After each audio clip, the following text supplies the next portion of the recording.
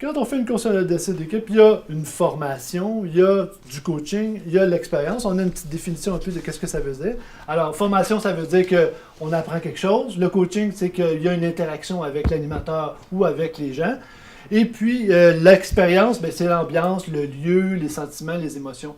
Donc, à un moment donné, qu'est-ce qu'on attend dans une consolidation d'équipe? Est-ce qu'on voudrait avoir plus d'expérience? Est-ce on veut apprendre des choses? Est-ce qu'on veut se faire des coachings? C'est important de le savoir parce que ça se peut qu'au début, on s'attend à quelque chose, puis à la fin, on s'aperçoit que mais ça l'a changé parce que, bon, l'expérience était bonne ou j'ai pas assez appris, ou etc. Alors, c'est une forme de mesure pour s'améliorer d'une fois à l'autre, naturellement. Mais en même temps aussi, ça demande à la personne de prendre conscience que, ben oui, mais moi, dans le fond, ouais, je suis un intellectuel, puis j'aimerais ça apprendre quelque chose, puis là, j'ai pas appris, puis bon, pourquoi, puis comment, puis on pourra même en discuter à la fin.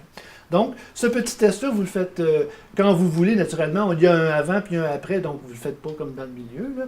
Mais il y a un pourcentage, c'est assez facile, c'est-à-dire que ça marche à coût de 20%. Alors, 20% ou 40% ou 60%. Puis à la toute fin, parce qu'on traduit tout en images, on va le mettre dans un cercle où est-ce qu'on va donner dans une hiérarchie d'importance. Est-ce que la formation est plus centrale? Est-ce qu'elle est plus en périphérie, etc. Donc, c'est une façon, puis ça fait partie aussi de tout l'ensemble de l'offre, de traduire en images autant la mesure que, bon, nos interventions, etc. Et l'autre côté, ça donne des mots-clés.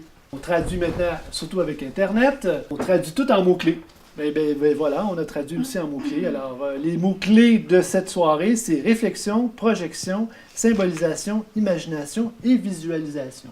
Alors, ces mots-clés-là ont des petites définitions. Naturellement, j'accepte toutes les critiques possibles et impossibles en lien avec votre idée de la réflexion, de la projection, de la symbolisation, de l'imagination et de la visualisation. Mais je suis prête aussi à un certain niveau, pendant la soirée, d'arriver et de dire, voilà, là, en ce moment, on fait de la symbolisation. Ou là, en ce moment, on fait de la projection.